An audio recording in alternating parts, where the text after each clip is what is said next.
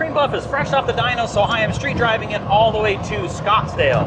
It's about a 45-minute to an hour drive away from my house. This is the longest I've street driven this car. And I met up with a buddy of mine, Tom, who has another 86, another Beams 86. On the 86 day meet, he is the one who drove there with no hatch, overheating the entire way. But we are headed to one of the oldest and longest running car shows or car meets in the United States. It used to be called the PAVs for the pavilions. Whoa! And the venue changed a little bit. Now it's called the Talking Stick Rock and Roll Car Show. It's been running for 25 years or so. It's been around for a long time. And I'm just stoked to be able to take my car out and go hang out with some people and street drive this car.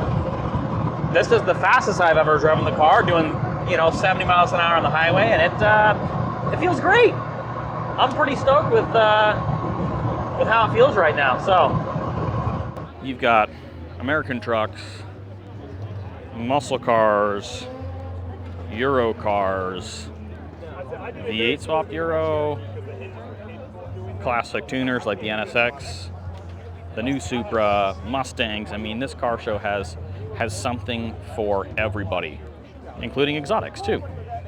There's Ravi's NSX next to a drift Subaru, and then another drift car, an S15 front and rear end swapped S14, more NSXs, the Supra. There's just such a wide variety of cars here, and there really aren't places like this very often, where you get the import guys next to the muscle car guys, next to the exotic guys, next to the truck guys, next to the classic Euro. I mean, look at this classic muscle car right here. And next to this V8 swapped FC RX-7 drift car, next to a very nice, clean Mustang. And you've got a collection of generations here. Like, these guys have been doing this for years, next to, the younger generation, like this little kid walking around with his parents. So this is a flat six swapped and turbocharged Bug-Eye WRX that is rear-wheel drive converted for drifting. Check out this giant turbo.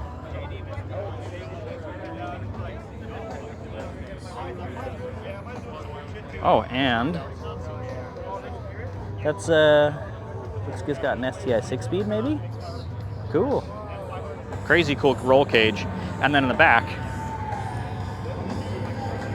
rear mount radiator, lots of airflow because drifting.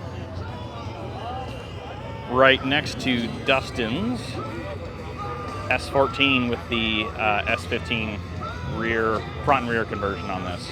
This car rips. I've got some pictures and video of it driving out at Musselman, and for the drift demo for the Southwest Speed Fest. And then Ravi has his NSX over here, which you've seen in some of my other videos. Turbo K20, awesome, super fast road race car. And then we ran into this guy as we were on the freeway coming over. This is a JZ swapped S13 with this inspired by the DR30 Skyline graphic. Like over here on the door, check this out. That's like what they have in the DR30 Skylines for the turbo models. The sun started to go down here, and a lot of the tuners are showing up. I know some of you probably want to see the muscle cars here. There are quite a few American muscle cars, but the import tuners is, that's my scene. So there's some really cool stuff here. Like this, check this out. Yeah, awesome stuff out here. Well, we've got the two 86s here chilling together, right? This is mine, and then this is Tom's. This is who I cruised with on the way over here.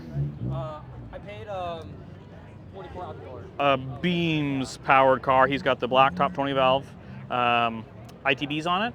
He's got a Dreammaker exhaust manifold. It is beautiful.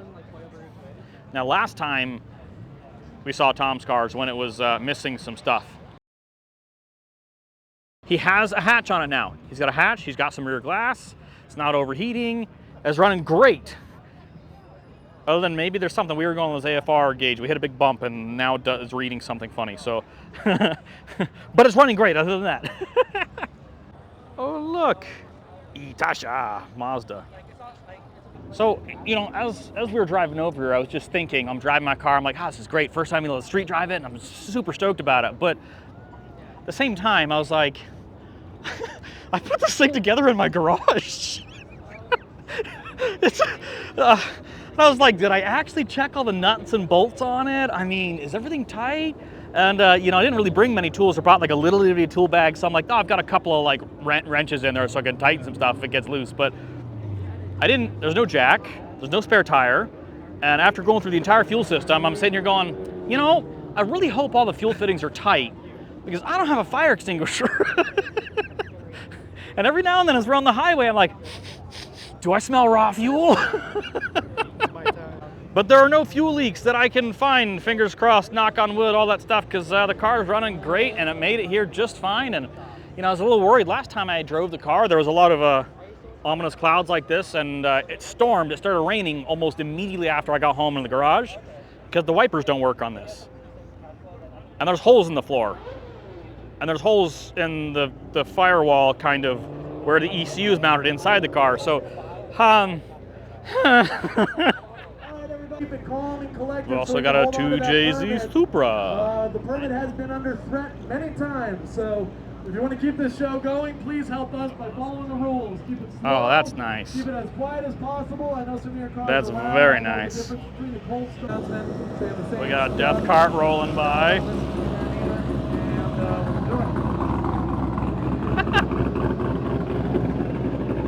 Did that used to be a Corvette?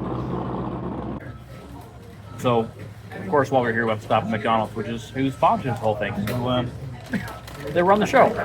We're gonna eat some chicken nuggies here. Chicken nuggies. That's it. We're headed home. We're gonna do the sketchy drive on the highway at night. Hopefully everything is just fine and no issues, but we'll see. Ooh. There's an R34. Sick. Cool.